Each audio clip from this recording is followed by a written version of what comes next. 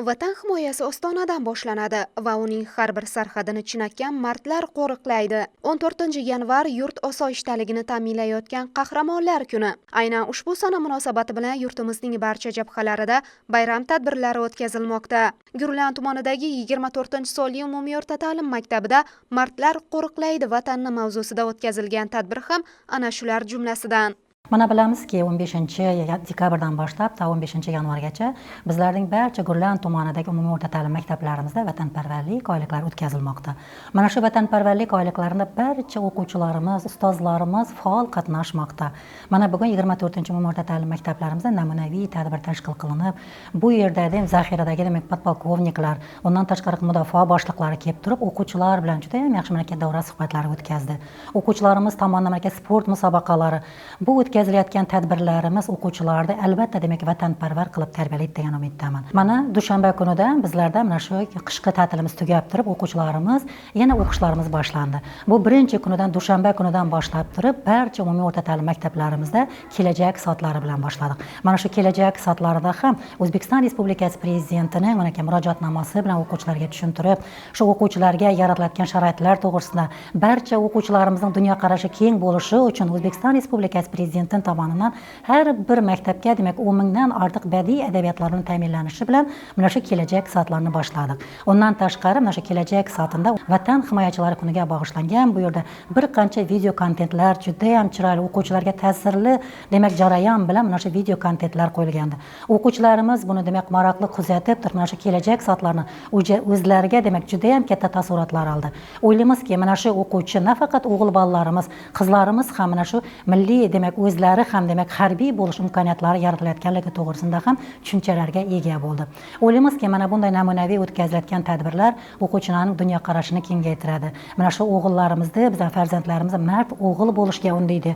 O'quvchilarimizni hamma tomonlama ularni shu kelajakda mard o'g'il bilan birgalikda yaxshi o'qish, qonunlarga itoat ruhida tarbiyalaydi degan umiddaman.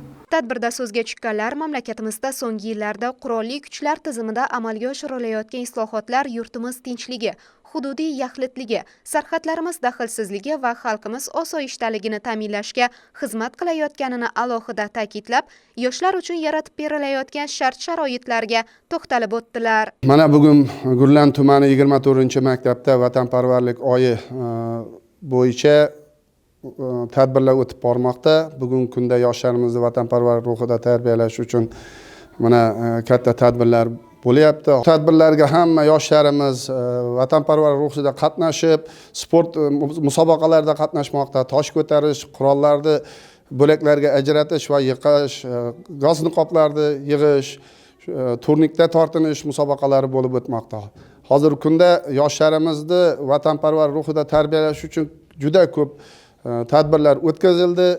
Hamisha vatanimizni posbonlarini tarbiyalashda kuch-g'ayratimizni qo'shamiz. Maktabning ma'naviy-ma'rifiy ishlar bo'yicha direktor o'rinbosari Saodat Yusupova hamda chaqiruvga qadar boshlang'ich tayyorgarlik fani o'qituvchisi Ne'matjon Yuldashevlar tomonidan tashkil etilgan tadbir davomida o'quvchi yoshlar vatanni madh etguvchi she'rlari, turli xil chiqishlari bilan ishtirokchilarga ko'tarinki kayfiyat ulashdilar.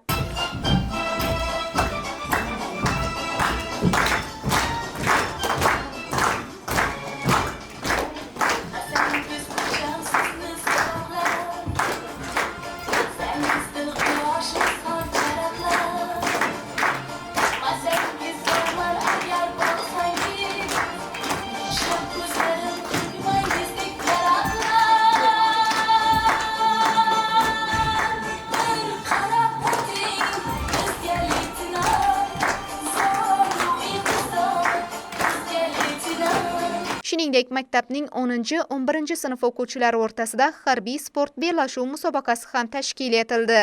Unda har bir sinf o'quvchilari o'zlarining bor bilim va mahoratlarini namoyon etdilar. Ona yurtni tarannum etguvchi go'zal kuy va navolar esa bayram tadbiriga yanada ko'tarinki kayfiyat bag'ishladi.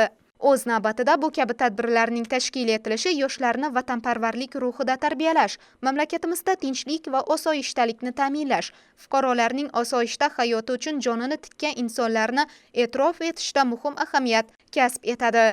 Vatan himoyachilari kuni bu nafaqat harbiylar uchun, balki yurt tinchligini saqlashga hissa qo'shayotgan har bir vatandosh uchun ham qadrli bayramdir.